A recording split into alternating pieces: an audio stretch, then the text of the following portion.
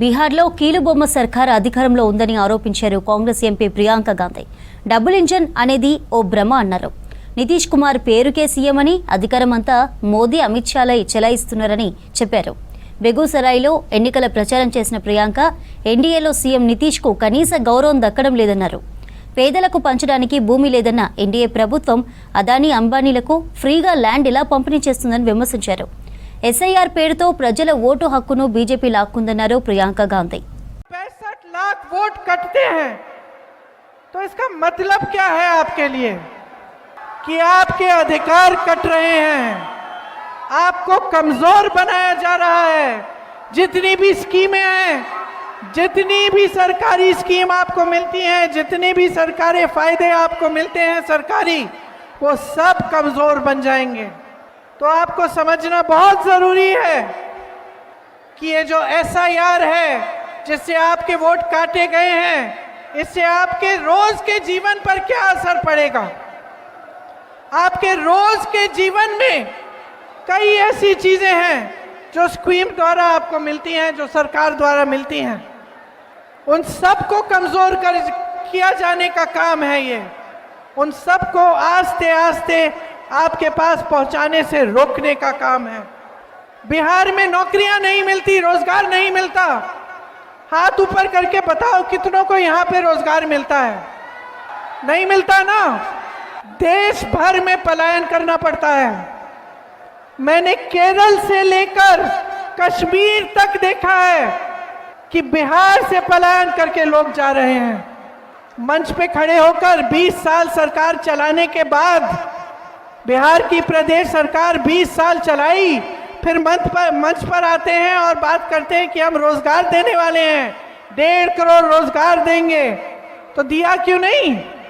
और कुछ नहीं बचा है इनके हाथों में, कुछ नहीं करेंगे, क्योंकि जो आपका था वो सारा इन्होंने अपने दोस्तों को दे दिया है। मोदी जी कहते हैं डबल इंजन की सरकार चलाएंगे। गलत फहमी में मत होना, कोई डबल इंजन नहीं है, एक सिंगल इंजन है इनका और दिल्ली से चलता है। आपकी कोई सुनवाई नहीं है, लेकिन आपके सीएम की भी कोई सुनवाई नहीं है। आज ये परिस्थिति है बिहार की कि सब कुछ केंद्र से चल रहा है। यहाँ पे आपके प्रदेश में कौड़ियों के दाम पर जमीन बांटी जा रही है बड़े बड़े उद्योगपतियों को। आपको क्या मिल रहा है? और मैं आपसे ये कहने आई हूं कि ये जो वर्तमान है ना, ये जो आपका आज है, ये आप जी रहे हो। कि सुबह उठ के जब घबराहट होती है कि फिर से रोजगार ढूंढने निकलना है या वापस चले जाना है किसी दूर शहर में, तब कोई नहीं रहता आपका सहारा, कोई नहीं आता। ये मोदी जी, ये अमित शाह जी, ये बड़े बड़े नेता तब नहीं आते आपकी मदद करने के लिए। यहाँ उन्होंने बिहार की जो परिस्थिति बनाई है, उसमें से अगर आपको निकलना है तो आपको बदलाव लाना पड़ेगा। सामाजिक समानता की बात क्यों करते हैं? सामाजिक न्याय की बात क्यों करते हैं? क्योंकि आज भी